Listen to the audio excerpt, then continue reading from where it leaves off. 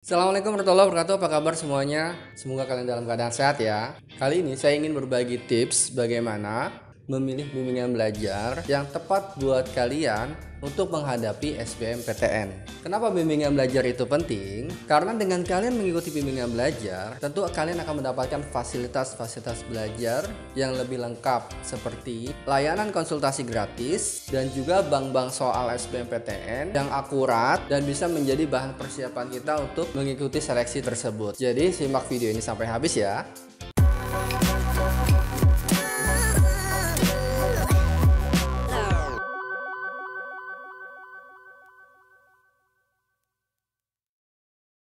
Tips yang pertama yaitu kalian cek bagaimana kenyamanan ruang kelasnya, bersih atau enggak, dan kalau bisa ber-AC sehingga bisa makin kalian comfort belajar di ruang kelas, dan dilengkapi dengan infocus atau TV LCD yang membantu kita dalam memahami materi lebih baik lagi.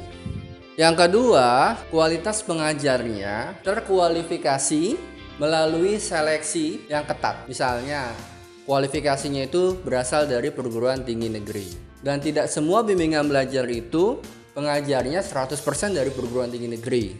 Yang ketiga, apakah di bimbingan belajar tersebut menggunakan dua metode pembelajaran atau hanya satu metode pembelajaran? Yang bagus di era sekarang itu, kita belajar dengan dua mode belajar, yaitu belajar di kelas atau tatap muka dan juga belajar online. Sehingga bisa kita akses materi dan pengajarannya itu di rumah atau di luar kelas. Saran saya, jangan hanya memilih bimbingan belajar itu dengan mode belajar online, karena tidak semua kita bisa memahami belajar hanya dengan menonton video secara streaming atau online. Memilih bimbingan belajar adalah sejauh mana fleksibilitas pembelajaran tersebut. Mungkin di antara teman-teman di sini ada yang pernah mengikuti hanya bimbingan belajar online.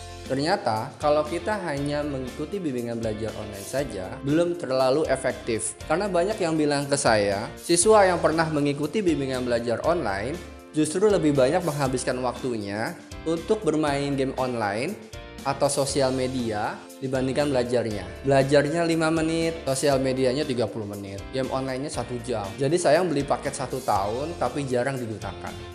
Nah, kemudian yang selanjutnya, cek bagaimana alumni atau lulusan dari bimbingan belajar tersebut.